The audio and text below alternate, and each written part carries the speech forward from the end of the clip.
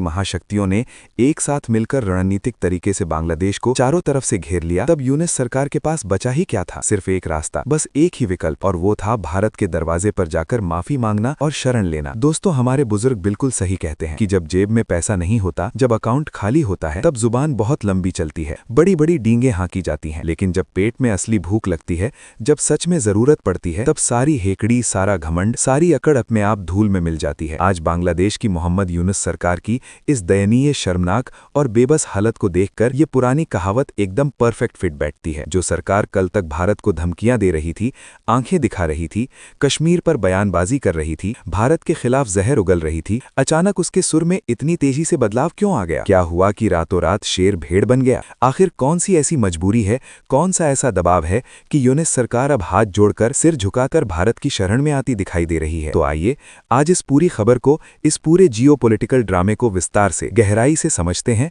और परत दर परत इस षड्यंत्र को उजागर करते हैं। लेकिन उससे पहले एक महत्वपूर्ण अपील। अगर आप चाहते हैं कि भारत की आवाज पूरी दुनिया तक गूंजे, अगर आप चाहते हैं कि हमारा देश हर क्षेत्र में, हर मोर्चे पर आत्मनिर्भर बने, तो इस वीडियो को तुरंत लाइक करें, शेयर करें और सब्सक्राइब बटन दबाकर इस चैनल विद्या दृष्टि को सब्सक्राइब करना बिल्कुल मत भूलें। दोस्तों, इस पूरे अंतर्राष्ट्रीय राजनीतिक नाटक में, इस जियोपॉलिटिकल शतरंज में अब फ्रांस की भी जबरदस्त और निर्णायक एंट्री हो चुकी है। फ्रांस ने अब सीधे तौर पर, बिना किसी लाग लपेट के यूनुस सरकार की कार्यशैली पर, उनके तानाशाही रवैये पर और उनके अलोकतांत्रिक तरीकों पर बेहद गंभीर सवाल खड़े कर दिए हैं। लेकिन दोस्तों, इस पूरी कहानी में सबसे बड़ा, सबसे चौंकाने वाला और सबसे खतरनाक ट्विस्ट तो उस्मान हादी की पूरी घटना में आया है। वही उस्मान हादी जिसकी कथित मौत के नाम पर, जिसकी हत्या के झूठे आरोपों पर बांग्लादेश में इतना भयंकर, इतना खूनी और इतना विध्वंसक बवाल काटा गया था, जिसके नाम पर भारत के खिलाफ जहर उगला गया, नफरत फैलाई गई। अब उसी उस्मान हादी के अपने सगे भाई ने,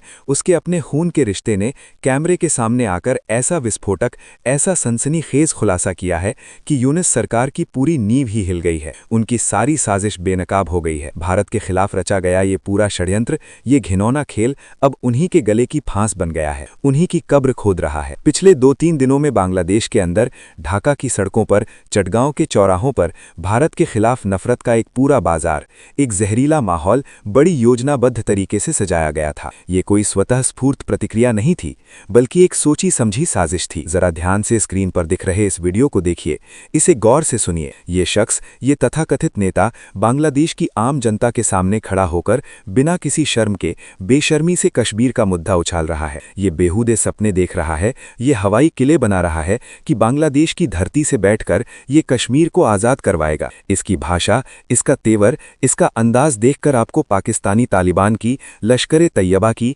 जैश-ए मोहम्मद की याद आ जाएगी। ये वही जहरीली विचारधारा है जो आतंकवाद को जन्म देती है। लेकिन सिर्फ इतना ही नहीं, एक और बेहद चौंकाने वाला, हैरान करने वाला वीडियो देखिए। यहाँ तो एक अलग ही स्क्रिप्ट चल रही है, एक और ही खतरनाक खेल खेला जा रहा है। इसमें खुलेआम, साफ साफ धमकी दी जा रही है कि अगर भारत ने बांग्लादेश के मामलों में दखल दिया, अगर भारत ने कुछ भी किया, तो पाकिस्तान तुरंत, फौरन भारत पर सैन्य हमला कर देगा। जरा इस हास्यास्पद, इस बेतुके, इस बेहूदे बयान को सुनिए और देखिए कि कितनी गहरी साजिश चल रही है। ये जनाब बड़े गर्व से, बड़े दावे के साथ कह रहे हैं कि पाकिस्तान और बांग्लादेश अब साथ साथ खड़े हैं, कंधे से कंधा मिलाकर खड़े हैं। ये उस्मान हादी को शहीद बता रहे हैं और भारत को खुलेआम, बेशर्मी से दुश्मन की तरह पेश कर रहे हैं। ऐसा जहरीला माहौल, ऐसा खतरनाक वातावरण बड़ी चालाकी से बनाया जा रहा था कि अब तो भारत और बांग्लादेश के बीच युद्ध होकर ही रहेगा, टकराव अनिवार्य है। शायद इन सभी षड्यंत्रकारियों का, इन देशद्रोहियों का पूरा प्लान, पूरी रणनीति यही थी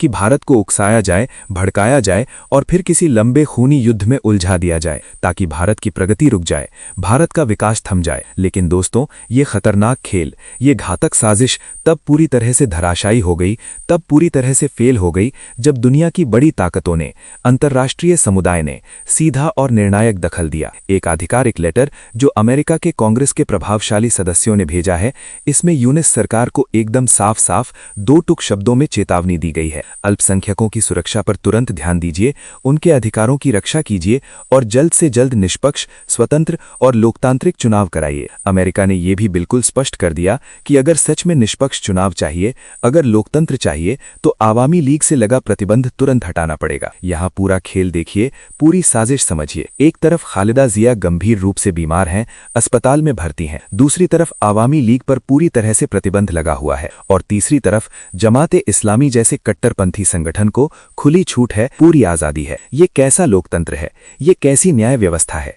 ये कैसी बराबरी है? ये सवाल अब पूरी दुनिया को, अंतर्राष्ट्रीय समुदाय को खटकने लगा है, परेशान करने लगा है। दरअसल दोस्तों, बांग्लादेश से एक विस्फोटक, एक सनसनीखेज खबर सामने आई है। विश्वसनीय सूत्रों और रिपोर्ट्स के मुताबिक उस्मान हादी का सगा भाई, उसका अपना खून का रिश्ता, सीधे यूनिस सरकार की आंखों में आंखें डालकर बेबाकी से कह रहा है कि ये हत्या तुमने करवाई है, ये साजिश तुम्हारी है। मेरा भाई देशभक्त था, वो चाहता था कि देश में जल्दी से जल्दी लोकतांत्रिक निष्पक्ष चुनाव हों, लेकिन तुम चुनाव नहीं चाहते, तुम सत्ता की कुर्सी पर बने रहना चाहते हो, इसलिए तुमने उसे रास्ते से हटा दिया, उसे मरवा डाला। उसने यूनिस सरकार को यह भी बेहद कड़ी, बेहद सख्त चेतावनी दे डाली कि अगर जल्द से जल्द निष्पक्ष चुनाव नहीं करवाए गए तो तुम्हारा हाल भी शेख हसीना जैसा होगा, तुम्हें भी देश छोड़कर भागना पड़ेगा। ये भारत की कोई साजिश नहीं है, भारत का कोई षड्यंत्र नहीं है, बल्कि ये बांग्लादेश की अपनी आंतरिक राजनीति का खतरनाक, गंदा खेल है, जो अब पूरी दुनिया के सामने अंतर्राष्ट्रीय मंच पर पूरी तरह से उजागर हो चुका है। वियना की स्वतंत्र जांच रिपोर्ट भी यही स्पष्ट, साफ साफ इशारा कर रही है कि उस्मान हादी की संदिग्ध मौत की असली जिम्मेदार, असली अपराधी वहां की कट्टरपंथी उग्रवादी जमाते इस्लामी है। इतनी बड़ी फजीहत के बाद, इतने बड़े पर्दापाश के बाद अब आते हैं उस ताज़ा खबर पर जहां यूनिस सरकार ने शानदार, देखने लायक यू टर्न मारा है। कल तक भारत को आंखें दिखाने वाली सरकार अब अचानक भोलेपन से, मासूमियत से कह रही है, भैया हम तो दोस्त हैं, हम तो पड़ोसी हैं, हम रिश्ते खराब नहीं करना चाहते। जानते हैं दोस्तों, ये अचानक प्यार कहां से उमड़ आया? ये भाईचारा कहां से आ गया? ये मोहब्बत का इजहार क्यों हो रहा है? इसकी वजह बिल्कुल सीधी, एकदम साफ और पूरी तरह से आर्थिक है। क्योंकि भूखे पेट भजन नहीं होता, खाली पेट देशभक्ति नहीं निकलती। बांग्लादेश को तुरंत, फौरन बड़ी मात्रा में चावल चाहिए, खाद्यान्न चाहिए। चावल तो पाकिस्तान भी दे रहा था, वो भी सप्लाई कर रहा था। फिर अचानक भारत की याद क्यों आई? भारत का ध्यान क्यों आया? जवाब एकदम सीधा, एकदम क्लियर है। पैसे की बचत, डॉलर की बचत। यूनिस सरकार का कहना है कि हमें 5 लाख टन चावल की सख्त तत्काल जरूरत है और हमें व्यापारिक संबंध जारी